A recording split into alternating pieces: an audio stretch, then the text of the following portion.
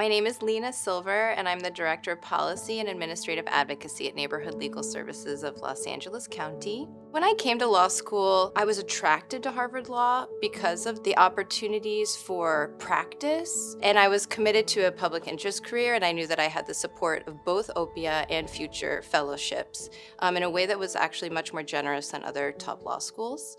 As a 1L, I immediately started courting people at the Harvard Legal Aid Bureau because I knew that was where I would find a home and the most impactful experience of my time at Harvard, and I was right. I was so grateful to be accepted. Definitely solidified my commitment to starting my career in legal aid, and I've stuck around. Now I just completed 10 years at my legal aid organization.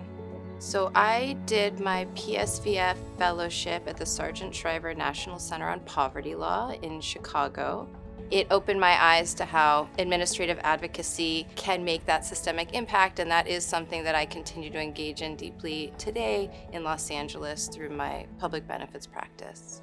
The number one thing that gets in the way of a student following their life passion and their dream of a career in public interest is financial pressure. And the number one thing that Harvard can do to keep a student on that path and to actualize their dreams is to ensure that there's that backup plan, that support. I personally wanted to pursue a clerkship.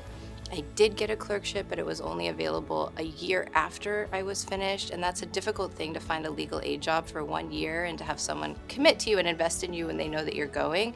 But when you come in with that funding from your institution, because they believe in you and they know you're going to have a long career in public interest by investing in you in that moment, it can launch your career and keep you on a public interest path. I always knew it in the background that I was giving and OPIA was giving back, and without that PSVF fellowship, I'm not sure what would have happened.